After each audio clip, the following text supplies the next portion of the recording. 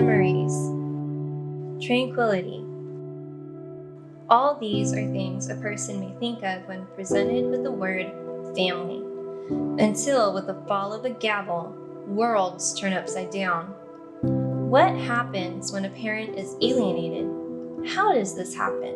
And what can be done to end this era of injustice?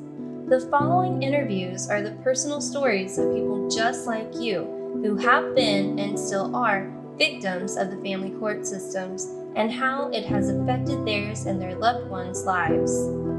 What is Texas 2503 for the folks that don't understand what that is? Texas Penal Code 25.03 is interference with child custody, and it's a state jail felony.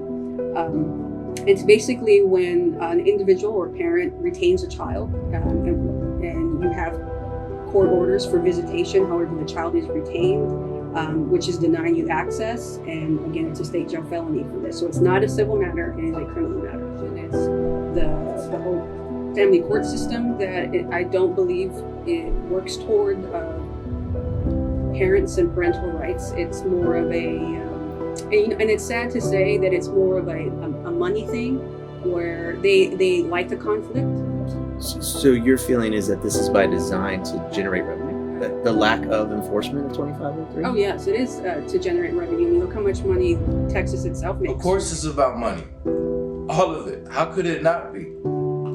The system is built around conflict because it's profitable. From 2503 to modifications to custody evaluations, it's all based around money.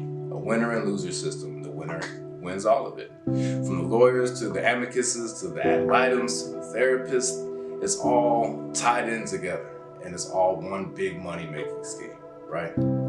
They cash out when there's conflict. Best interest of the child? Nah, miss me with that shit.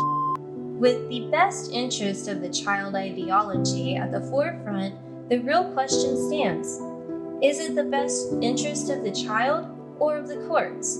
Unequal parenting is the common result of this money-hungry system, sucking up the parents' finances as a trade for less and less rights.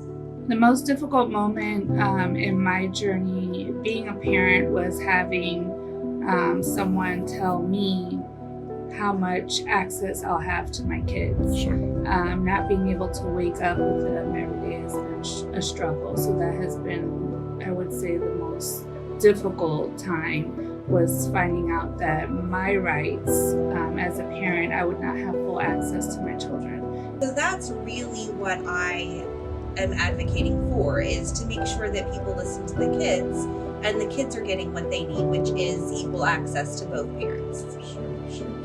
That every parent that's able to take care of their children should have equal access to their children. Because part of the problem that we run into is that legislators aren't hearing these stories. We're all talking, but we're not talking about the damage that's happening. We're not talking about the emotional toil that this is taking, not only on the parents, but on the children. Common symptoms of this legal disease consist of fear, stress, hopelessness, and depression. To take the rights of a parent away is to strip them of their identity.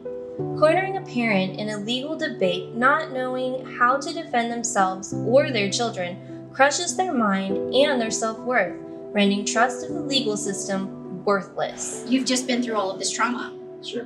And so now you don't project appropriately. So now you're a broken individual who's trying to project yourself in a courtroom setting to advocate for yourself and explain why you still deserve access to your children. So because there's going to be times where it feels unbearable, your emotions have taken over, your frustrations have taken over, and you'll want to give up or allow somebody and agree to something just because you want the pain to go away. But in reality, what you're going to end up doing is setting yourself up to fail in the future, and it's not going to be the outcome that you're expecting. And so your children are counting on you to continue to fight for them.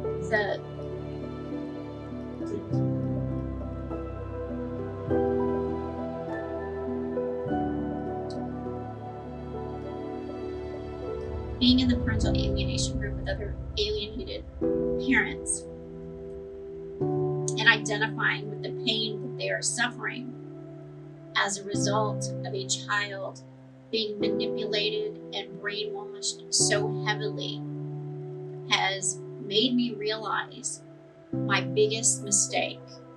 And my biggest mistake in the system and where I am right now is underestimating the power of education for my son. There's somewhere estimated between 22 and 25 million parents and children who are victims of this abuse.